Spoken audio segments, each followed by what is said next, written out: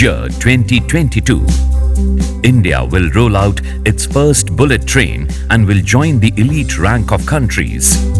To complete this Herculean task within a span of 4 years, National High Speed Rail Corporation Limited and its vendors are working with latest cutting-edge technologies to make this project a stunning success. It's an iconic project. The main crux of the project is to complete the project as fast as possible. And to do that, you have to start the construction activity at the earliest.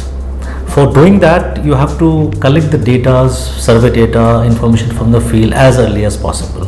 Without that, the construction activity would be delayed. But to start the survey, many challenges had to be overcome. RITES is a multidisciplinary consultancy organization under Ministry of Railways. Over the years, we have executed many milestone projects. Now we have been entrusted with the task of final location survey and geotech investigations by National High Speed Rail Corporation. This is a greenfield project spread over 508 kilometers with a mix of terrain. We have heavily populated areas like Mumbai, Ahmedabad, Vadodara. We have ghat sections, we have creeks. Sometimes due to local issues, we are not able to carry out surveys by entering that area. For a project like this, it is not an easy task to carry out survey and investigation through manual techniques. To overcome the survey challenges and to give the bullet train a lightning start, light detection and ranging or Lidar using lasers mounted on helicopters was chosen due to its multiple benefits. There are other technologies, competing technologies. We have the satellite-based imageries available that can give you an accuracy of 1.5 to 2 meters. You have the drone surveys which give you an accuracy of about 3 times the camera resolution. Then we have the Lidar technology where the accuracies can be of the order of 10 to 15 centimeter. For a bullet train project, the accuracy requirements demanded that we go for the best. Moreover, with Lidar, the kind of manual intervention that is required for the traditional surveys, they are not there. Besides highly accurate data, aerial Lidar also provides data below forest and vegetation cover, whereas satellite and UAV-based imagery surveys fail to do so. This superior ability of aerial Lidar to generate an accurate bare earth 3D terrain model devoid of foliage and other obstructions along with other benefits helped NHSRCL to zero down on aerial Lidar technology over other remote sensing technologies. To undertake the aerial Lidar survey, a capable vendor was required. Although Lidar looked promising, we could not afford to entrust this task, especially the Lidar survey task, to an inexperienced player. Therefore, we chose an agency who had extensive experience in this field and who was well equipped.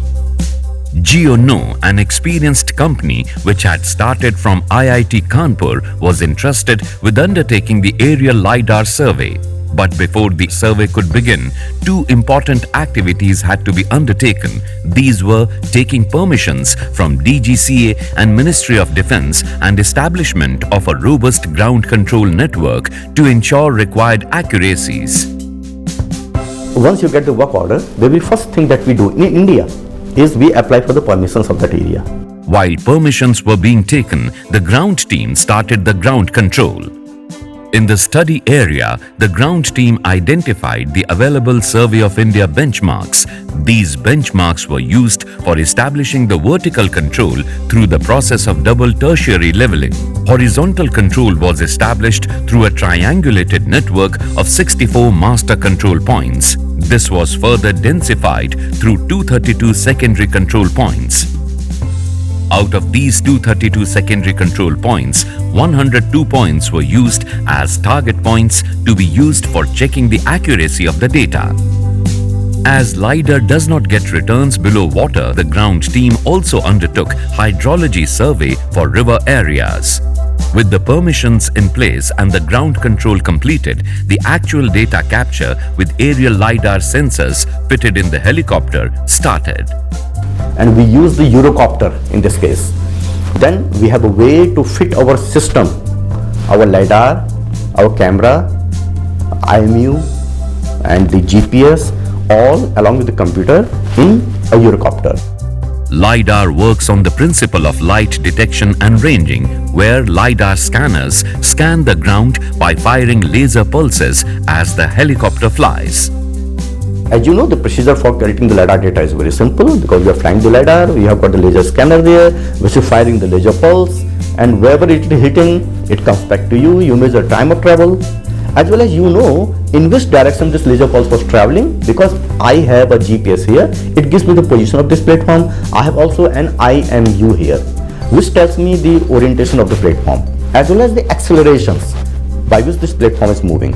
So using IMU and the GPS, it is possible for me to know exactly where was the aircraft while it was firing the laser pulses. So that is possible for me, as well as I know the orientation of the aircraft. So if I combine the distance, I combine those orientations, I can generate the coordinate of the point in the ground in the same coordinate system which is being used by my GPS, and simultaneously we are capturing the photograph also. The first flight for the aerial data capture is the calibration flight. The meaning of the calibration flight is before we actually capture the data, we do a calibration for certain area, and on that calibration we check the accuracy of the data so that my sensors are fitted properly. If there are some misalignments, we correct for that. After the calibration, the process of actual aerial data capture starts. Flight planning algorithms are used to determine the flying parameters such as height of data capture, velocity of helicopter, and scanning rate. This ensures that the raw data is captured with LiDAR point density, accuracy, and orthophoto resolution as per project requirement. The entire data is captured. Every day we would check the quality of the data so that we are not missing any area, our data is complete. And also every day in India it is particularly the data would be security sealed by the security officer in the field. After the data has been captured, pre-processing of the data starts. So I use the IMU information, combine that with the GPS information so that I know now the trajectory, where exactly the aircraft had gone. So these are the pre-processing steps that we are doing. The LiDAR data generates ellipsoidal heights, but for undertaking design, data is required to be in main sea level heights. Hence, during pre-processing, the LiDAR ellipsoidal heights are converted to main sea level heights with the help of vertical control established using Survey of India benchmarks. So at this stage, the data are available as the last file. And also I've got the raw photographs. Then this particular data is again security verified.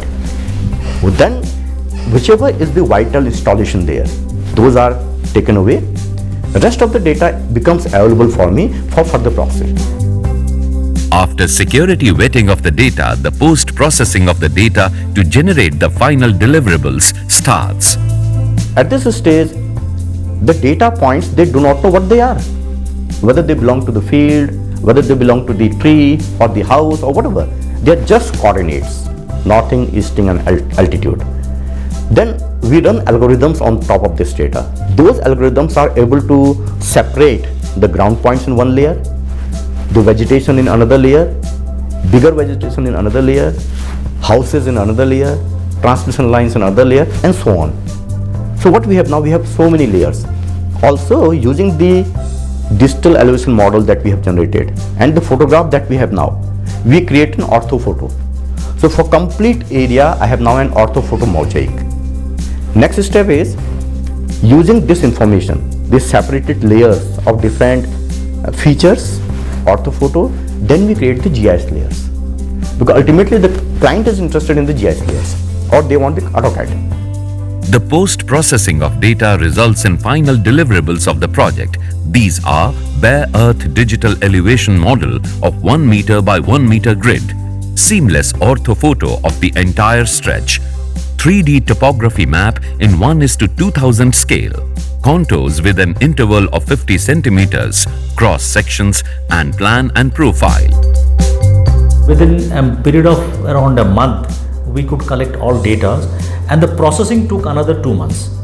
With the help of that, we could create a digital terrain surface and digital elevation model, which has been used for actual design of the various structures which is coming along with the line. We have used the data collected for finalizing the location of foundations of important structures also.